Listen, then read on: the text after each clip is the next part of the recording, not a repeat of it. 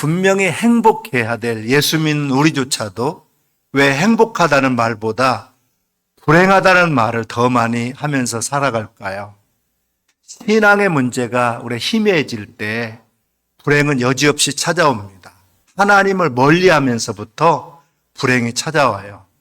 나오미의 불행은 어디에서 시작되었을까요? 오늘 본문에 보면 한 사실을 발견하게 되는데, 이 나오미라고 하는 여자가 살 때 그 형편이 이렇습니다. 룻기서 오늘 1장 1절에 보니까 사사들이 치리하던 때 그 땅에 흉년이 드니라. 하나님을 떠나는 것부터 불행이 시작되는데, 룻기는 엘리멜렉과 나오미가 중심 인물이에요. 그들이 유다 베들레헴의 사람이었는데, 이 베들레헴이라는 뜻은 떡집, 빵집 뭐 그런 뜻이에요. 풍요로움을 나타내는 말입니다. 그런데 베들레헴에 흉년이 들었다는 거예요. 그들이 살던 베들레헴이 흉년이 들자 나오미는 모압이라고 하는 이방 땅으로 이렇게 이사를 갑니다. 물론 이사하는 것이 잘못되었다거나 혹은 이방 땅이라고 못 갈 곳은 아니죠. 나오미가 이방 땅 모압에 이사 간 것 자체는 죄가 아니에요. 그러나 문제는 동기가 문제라는 거예요. 어려울 때 우리 하나님을 의지하기보다도 세상을 의지하고자 하는 그 숨겨진 그런 내적 동기가 문제라는 겁니다. 베들레헴에 흉년이 들었다고 좀 더 잘 먹고 잘 살 수 있는 곳을 찾아 떠난 곳이 바로 이방 땅 모압이에요. 이들은 부족함이 싫어가지고 풍족함을 찾아서 모압으로 나선 겁니다. 엘리멜렉과 나오미는 풍성함을 따라 모압으로 이주했어요. 어떻게든 하나님께 매달려 해결해야 할 일을 눈에 보이는 만족만을 찾아 떠나버린 겁니다. 근데 보세요. 기대했던 행복을 모압에서 찾았습니까? 아니에요. 그곳에서 남편 엘리멜렉이 죽습니다.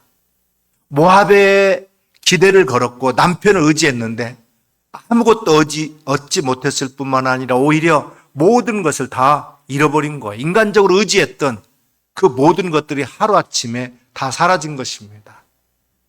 그리고 또 며느리를 얻으면서 나오미는 또 한 번 실수를 저지르는데요. 그들은 모압에 살면서 이방의 삶에 동화돼 버립니다. 이제 남은 두 아들이 이제 결혼 문제가 생길 때 모압 여인들을 아내로 맞이합니다. 신명기 7장에 보면 하나님께서는 분명히 이방 여인을 며느리로 드리지 말라 했지만 나오미는 하나님의 말씀을 떠나서 사는 이방 지역에 살다 보니까 현실적인 그런 타협을 하고 말았어요. 아들들의 결혼을 통해서 잃어버린 행복을 다소나마 찾을 수 있으리라 생각했던 나오미는 또다시 그 두 아들 말론과 기론마저 죽는 비극을 맞이합니다. 바로 이것이 나오미의 불행이자 오늘 우리 인간들의 불행이에요. 우리 하나님을 의지하기보다도 자기 생각과 세상에 보이는 것들을 따라간 나오미의 불행이 바로 이 세상의 모습입니다. 우리에게도 흉년은 있어요. 어떤 모양으로든 흉년은 있게 마련입니다. 갑자기 직장을 잃어버리기도 하고 그래서 고통의 날과 고민의 날을 보내는 사람도 있습니다. 이건 경제적인 흉년이죠. 또 어떤 일로 모든 사람들이 내 곁을 떠나버리는 인간관계의 흉년을 겪기도 합니다. 부모와의 자녀의 관계는 어떻습니까? 교회 속에서 경험하는 성도와의 관계는 이상이 없습니까? 메마르고 삭막한 부부관계의 흉년 속에 계신 분은 없습니까? 또 신체적인 그런 흉년을 맞이한 분은 없습니까? 그러나 이 모든 흉년보다 더 우리를 위협하는 것은 영혼의 흉년이에요.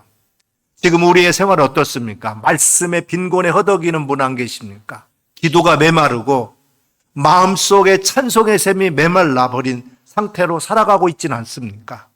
봉사니 전도니 교회에서 아무리 부르짖어도 남의 이야기처럼 들려서 강 건너 불구경하듯이 교회만 왔다 갔다 하는 분 없습니까? 영적인 흉년이에요. 이 모든 흉년 앞에 오늘 우리는 어떻게 대처하며 살아가고 있습니까? 혹시 채우지 못할 만족을 갈구하면서 오늘 또 모압을 찾아 늘 방황하며 살고 있지는 않습니까? 그렇다면 하나님께 돌아서야 돼요. 흉년이 오고 환란이 오더라도 절대로 떠나지 말고 끝까지 머물러 지켜야 할 곳은 하나님 품입니다. 우리는 인생의 흉년이 올 때 너무나 쉽게 도피를 결정하고 말아요. 모압이라도 좋다. 일단 피하고 보자는 불신앙적인 도피 행각에는 행복이란 있을 수가 없어요. 약속의 땅 베들레헴을 버리고 타락의 땅 모압을 선택했던 나오미는 남편도 두 아들도 그 땅에서 잃어버리는 불행을 자초하고 말았던 겁니다. 나오미의 가정에 닥친 연속적인 재앙은 약속의 땅을 떠난 가정에 대한 하나님의 경고로 이해할 수 있어요. 나오미 스스로도 오늘 본문 13절에 보면 여호와의 손이 나를 치셨다 하면서 그렇게 이해하고 있어요. 좀 더 잘 살아보겠다고 간 걸음인데 출세해서 날보란 듯이 살고 싶어서 간 곳인데 그 기대의 끝은 절망이고 한숨과 탄식뿐이었어요. 우리는 반드시 기억하셔야 됩니다. 하나님을 떠나는 것이 불행의 원인이에요. 여기까지가 나오미의 불행의 이야기입니다. 그런데 오늘 이야기는 나오미의 삶을 불행으로 끝나버리지 않았고 행복을 찾아가는 신앙으로 결말을 맺고 있어요. 흉년이라는 위기를 적절하게 대응하지 못한 나오미는 흉년보다도 더 힘든 절망 가운데 살게 되었어요. 우리도 살다 보면 흉년 같은 위기를 만나기도 합니다. 근데 위기는 언제나 변화를 우리에게 가져와요. 위기를 만나게 되면 그 위기를 잘 대처해서 변해야 살 수 있어요. 그래서 위기를 위험한 기회라고도 합니다. 걸림돌이 되었던 위기의 순간을 지혜롭게 헤쳐나가면 위기를 오히려 발전과 성장의 디딤돌로 변화시킬 수가 있어요. 아무리 세계적인 기업이라 하더라도 위기에 적절하게 변화하지 못하면 무너지고 마는 거예요. 코닥이라고 하는 필름 회사의 대표적인 기업으로 필름 시장을 이끌어갔습니다. 회사가 생긴 지 131년이 된 코닥은 1980년대에는 종업원이 16만 명을 거느리고 세계 필름 시장의 3분의 1을 지배하게 했어요. 그러나 이런 코닥이 2012년 1월 파산 보호 신청을 하고 말았습니다. 왜냐하면 디지털 시대를 대비하지 못해서 치명타를 맞이한 거예요. 요즘 휴대용 디지털 카메라가 얼마나 잘 찍힙니까? 요즘에 스마트폰으로도 훌륭한 사진을 찍을 수가 있어요. 그러나 이제 필름을 쓰는 경우는 거의 없습니다. 카메라 기술이 아날로그에서 디지털로 바뀌었기 때문에 필름을 사용하지 않아도 사진을 찍을 수 있는, 언제 어디서나 전송할 수 있는 그런 시대가 온 거예요. 근데 흥미로운 사실은 1975년에 디지털 카메라 기술을 세계 최초로 개발한 기업도 바로 이 코닥이었습니다. 코닥은 아날로그 카메라에 이어서 디지털 카메라 시대를 이끌 수 있는 가능성과 잠재력을 가지고 있었음에도 불구하고 그 당시 세계 시장의 70% 이상을 장악하고 잘 나가는 필름 사업에만 안주했던 거예요. 결국 한때 $100에 육박했던 코닥의 주가는 $1 이하로 추락하게 되었고 결국 파산의 지경에 이르게 된 것입니다. 세계를 주름잡던 핀란드의 휴대전화 회사 노키아도 이와 비슷해요. 노키아는 1990년대부터 세계 휴대전화 시장의 1인자였습니다. 근데 시대가 변하면서 사람들은 휴대전화가 아닌 스마트폰을 쓰기 시작했어요. 스마트폰으로 인터넷도 하고 사진도 보내는 등 새로운 시대가 열리게 된 것입니다. 그러나 노키아는 휴대전화에만 집중해가지고 새롭게 변화된 스마트폰 시장에 뛰어들지 못했어요. 결국 회사의 가치가 10년 전에 10분의 1 수준으로 전락했습니다. 근데 놀라운 사실은 코닥처럼 이 노키아도 세계 최초로 스마트폰 제조 기술을 가진 기업이었다는 거예요. 스마트폰을 개발하지 않아도 1등을 계속할 수 있다는 생각에 시대의 변화를 따르지 않았던 것이 몰락의 시작이었던 겁니다. 이런 예는 이 코닥이나 노키아의 경우에만 찾을 수 있는 게 아니에요. 무지무지하게 많이 있습니다. 우리나라 기업의 평균 수명도 27년이고 세계 기업의 평균 수명도 13년 정도 된다고 그래요. 아무리 뛰어난 기술로 훌륭한 제품을 만들고 있는 인류 기업이라도 눈앞에 있는 작은 위기에 대처하지 못하고 제대로 변화하지 못하면 문을 닫아야만 하는 그런 세상입니다. 그래서 삼성도 자기 아내만 바꾸지 말고 다 바꾸라. 그렇게 이건희가 얘기했다는 얘기도 있잖아요. 우리 신앙생활하는 우리도 마찬가지입니다. 신앙생활하다 보면 흉년과 같은 위기를 만날 때가 있어요. 세상은 자꾸 변화되는데 변화를 느끼지 못한다면 가정에서, 직장에서, 학업에서, 그 밖의 사회에서 삶의 기반을 흔드는 어려움을 만날 수밖에 없습니다. 위기가 올 수밖에 없는 거예요. 그런 위기가 찾아왔을 때 불평하거나 투정 부린다고 해가지고 해결되는 게 아니에요. 방법을 찾아야 됩니다. 근데 한 가지 기억해야 될 것은 어떤 상황에서도 하나님 안에서 찾아야 된다는 거예요.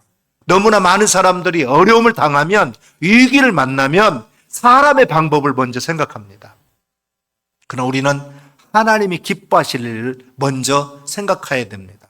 먼저 그 나라와 그를 구하라 그랬어요. 인간적인 지혜로 해결하다 보면 나오미와 같은 절망에 빠져들기 쉬운 거예요. 엘리멜렉과 나오미가 하나님이 살라고 명령하신 곳 가나안 땅에 살지 않고 이방 지역인 모압으로 먹을 것을 찾아갔어요. 잠시 물질적으로 풍요롭게 살았는지는 모르겠어요. 그러나 남편 죽고 아들 둘이 다 죽었습니다. 그리고 당시 가장 어렵고 힘들게 살아야만 하는 3명의 과부들만 남게 된 거예요. 돌이킬 수 없는 그런 재앙에 빠지게 되었던 것입니다. 우리는 어떤 경우에도 하나님 뜻 가운데 하나님의 은혜의 날개 아래 있어야 될 줄로 믿습니다. 하나님을 벗어나면 우리 영과 육이 다 죽어서 결국은 불행을 맞이할 수밖에 없어요. 우리 인생의 위기, 우리 삶의 위기에는 하나님 뜻이 항상 숨어 있습니다. 하나님의 큰 사랑을 느끼게 하거나 하나님의 강력한 임재를 경험하도록 하기 위해서 하나님은 때때로 위기, 즉 위험한 기회를 우리에게 주십니다. 그럴 때 우리가 잘 대처한다면 새로운 변화의 바람을 맞이할 수 있게 되는 거예요. 나오미는 흉년 기근을 피해서 잠깐 동안만 이방 땅 모압에서 살기를 생각했지만 재앙이 닥친 가운데 정신없이 살다 보니까 이 모압 땅에서 10년을 살았어요. 아마도 고향 땅 베들레헴도 흉년과 기근이 계속된 것 같습니다. 아는 사람도 없는 타지에서 10년 세월을 산다는 것은 결코 쉽지가 않아요. 타향살이가 쉽지 않습니다. 더욱이 남편과 아들들이 다 죽고 난 후 두 며느리와 과부로 살아가는 것이 결코 그 당시 쉬운 일이 아니었어요. 그럼에도 그들은 거기서 살 수밖에 없었습니다. 남자도 없이 새로운 곳에서 가서 정착한다는 것이 얼마나 두려운 일입니까? 그러던 나오미가 희망의 소식을 듣게 됐어요. 오늘 보면 6절에 보면 최악의 상태에서 나오미에게 자기 고향 베들레헴에서 여호와께서 자기 백성을 돌보시사 그들에게 양식을 주셨다는 소식을 듣게 됐어요. 즉 다시 이 베들레헴 땅에 풍년이 들었다고 하는 은혜의 소식이 들리게 된 것입니다. 그때 나오미는 소식을 듣는 즉시 모압을 떠나 베들레헴으로 향했습니다. 룻기서 1장에 보면 돌아가다고 하는 히브리 동사가 많이 쓰이는데 이 말은 회개하다는 의미로도 사용되는 말이에요.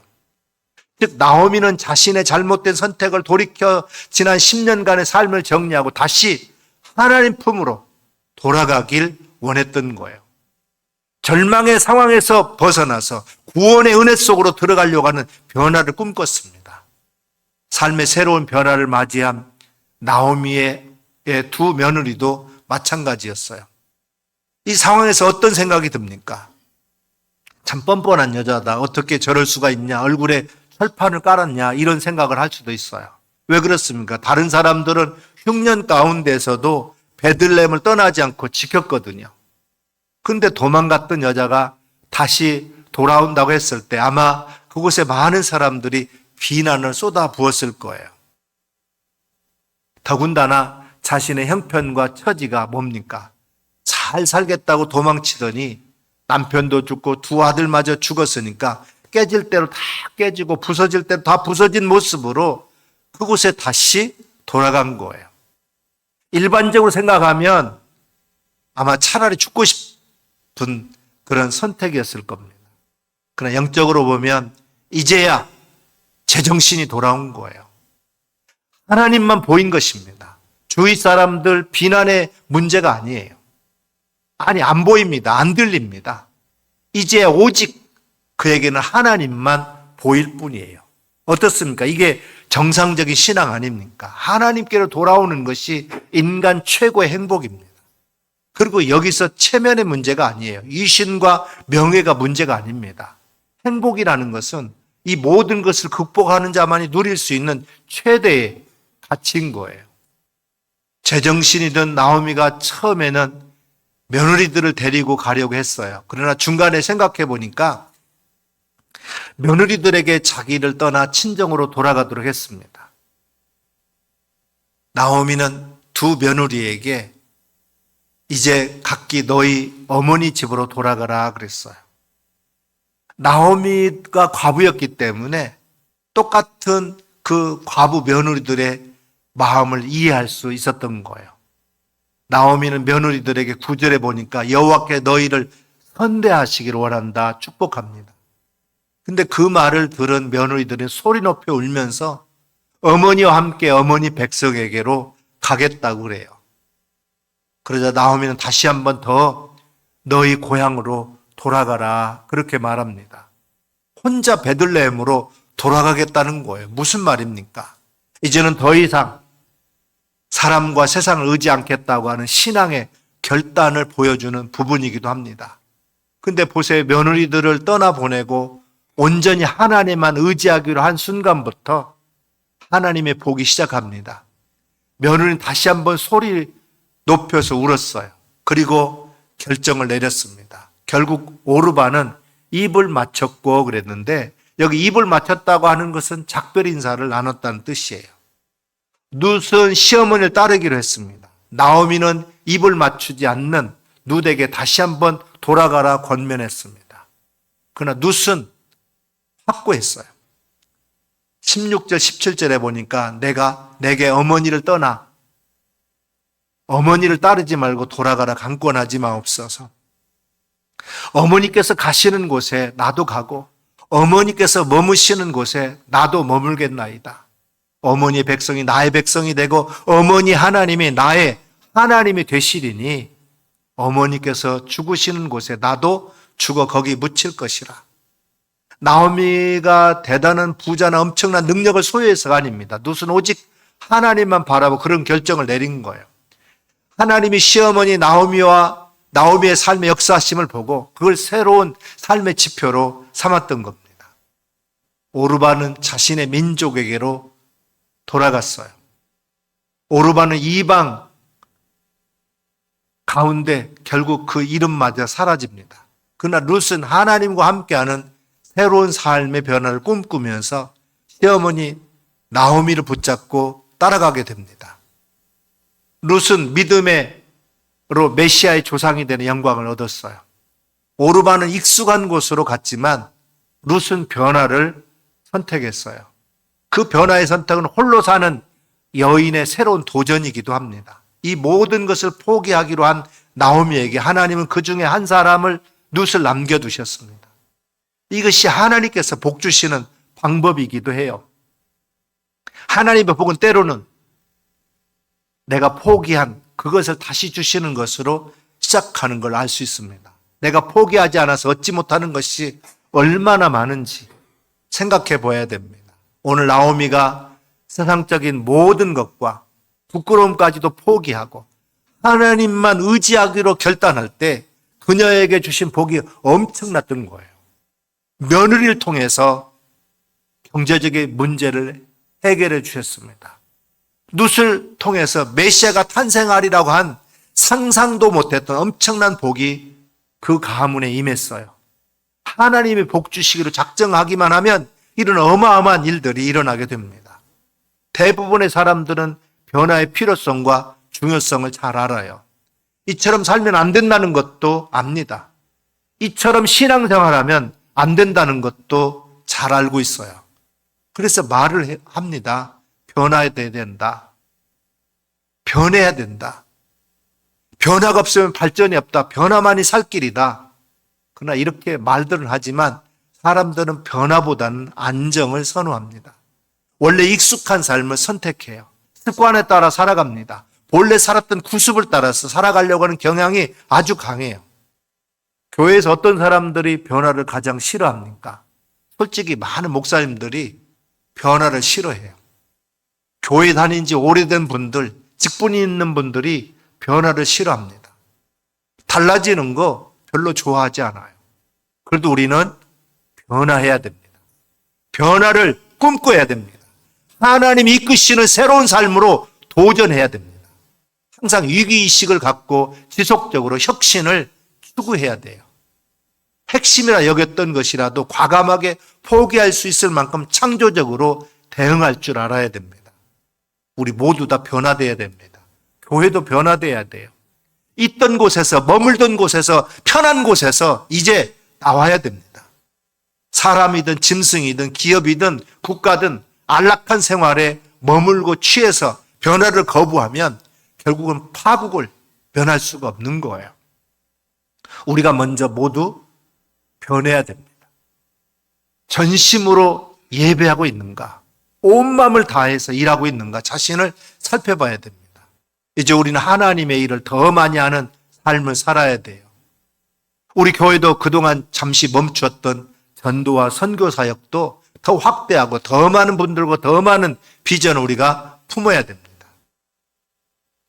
하나님이 주신 꿈과 비전을 품을 때 우리 심장이 뛰고 힘이 나야 돼요. 가슴이 뛰는 삶이 있어야 됩니다.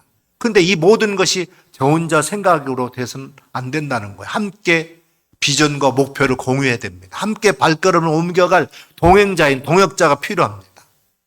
신앙생활에도 언제나 위기가 있어요.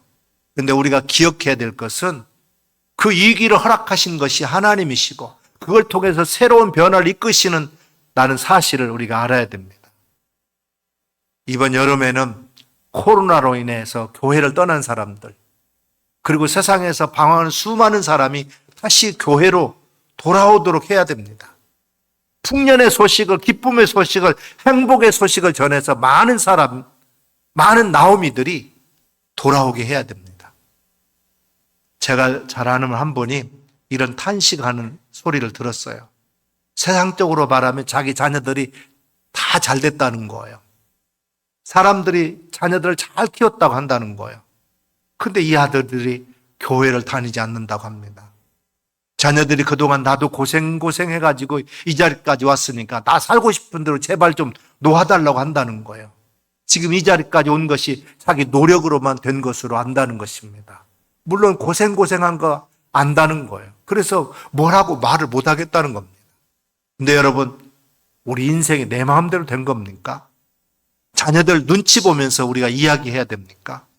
가정에서 우리는 자녀들에게, 형제들에게 혹은 부모에게 대충 적당히 설렁설렁 신앙생활에도 되는 것쯤으로 우리는 이야기하고 있습니까? 아니면 우리가 하나님의 은혜 아니면 할 수 없는 인생임을 알려주고 있습니까? 주님은 우리 한 사람 한 사람에게 친히 찾아오셔서 진정한 복을 주시기를 원하십니다. 어려움이나 위기도 감사하면서 변화될 것을 꿈꾸시고 하나님 뜻 안에서 더 이상 흉년을 맞이해가지고 헛갈리는 그런 인생이 아니라 하나님 때문에 기쁨이 충만하고 즐거움이 가득한 행복한 인생들이 되기를 하나님은 원하십니다. 이 시간 지금 있는 곳에 나와 하나님과 함께 변화될 것을 꿈꾸고 도전을 다짐하는 여러분들이 다 되시기를 바랍니다. 그래서 몸도 마음도 영적인 자세도 새롭게 다짐하며 사는 복된 삶의 주인공들이 다 되시기를 주님의 이름으로 축원합니다. 기도하겠습니다.